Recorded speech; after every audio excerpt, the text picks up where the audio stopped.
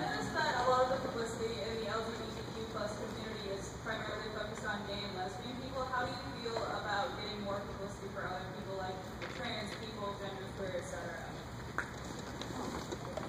When I was asked to be on the panel, I reached out and I said to VidCon I would love if there were people of color and trans people and stuff. But I'm not in charge of anything, don't make me. Either way. But everything was set in stone. So, but I think it's really important because I can only offer my own perspective. And a lot of times you get, I think, not to say that it's a terrible thing, but like white, gay, cisgendered males get slack because there's so many of us. And so I think it's a really important thing for me especially to kind of throw out the attention to people that, like I said before, like not everyone's gonna get me. So I wanna help people find people that they will get. So I think that's my important part. Definitely. And I really respect that standpoint on it because it's like, you know, as we've said, being a YouTuber is about being authentic to your own voice and your own experience. And I mean, who am I to speak for the trans experience? That I don't know anything about it, and I would feel not misinformed, but just like not the right spokesperson for them. That being said, would I encourage people to go and find their identity online or find other people that represent, you know, their either like, you know, people of color or the LGBTQ+ demographics, like other things like that? Great, absolutely. But I am not going to pretend that I am the best person to do the speaking. No, I agree. Yeah, totally. I think that there's like this, I don't know, I want to say that at least trans, pansexuals, bisexuals really have it, at least in my opinion, sometimes the hardest, because they have both the straight community and the gay community not understanding them. I think that there definitely is this lack of voice. I think that that has to do with, you know, there's obviously not as many of them as there is, you know, like the white, gay, you know, fierce male, and same thing with lesbians, but yeah, I think what we can try to do is support who we do know, and support, you know, even if they're small, at least try to like support other YouTubers that are trans or bisexuals, you know, and just,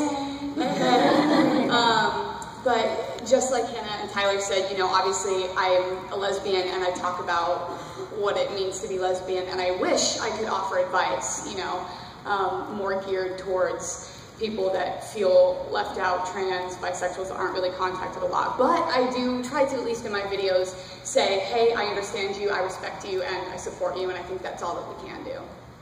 I think that's why I decided to do the video earlier this year, is just because I feel like a lot of people, like you said, like I respect everyone's struggle, but I feel like a lot of bisexuals have it a little bit harder because we don't really have a home. Like a lot of the gay community says things like, you're playing at gay, like you don't respect our struggle, it's not real, and straight people are like, it's a phase, you're doing it for attention, you know, that kind of thing, you're being greedy, all of those fun things that they like to say. So, and a lot of other bisexuals themselves get very defensive toward other bisexuals sometimes with, well, I'm actually bisexual, but you might be one of those girls who's doing it to get attention, so maybe I'm not really going to be so nice to you.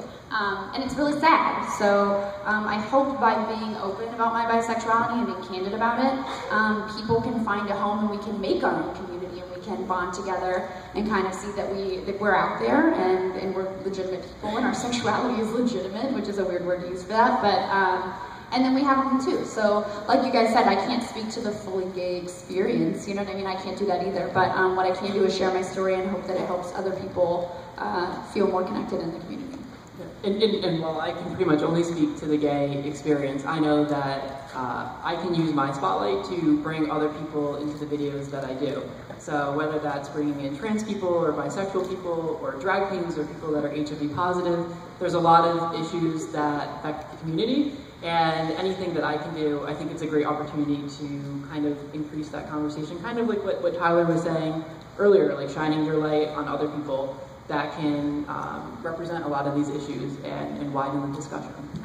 Also, just really quick, and this might sound a little soapboxy, but you know, there's a lot of great comfort in identity and community, but a lot of the problems that people face on a day-to-day level are just human problems or personal problems. So like loving yourself, respecting others, those are the things that you can speak about.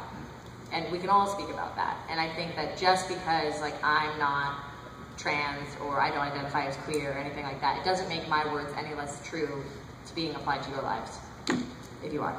A good resource, final little thought, if you want to find great LGBT content creators that are very varied and all on the spectrum, a new little community called Outlandish started. Anybody in Outlandish? And it's a whole bunch of people that can come together and are creating a dialogue, so you should check it out. Cool. youtube.com/outlandish, right? Outlandish TV. Outlandish TV. There it is. Sorry. Check it out. It's Thank good. you, Tyler.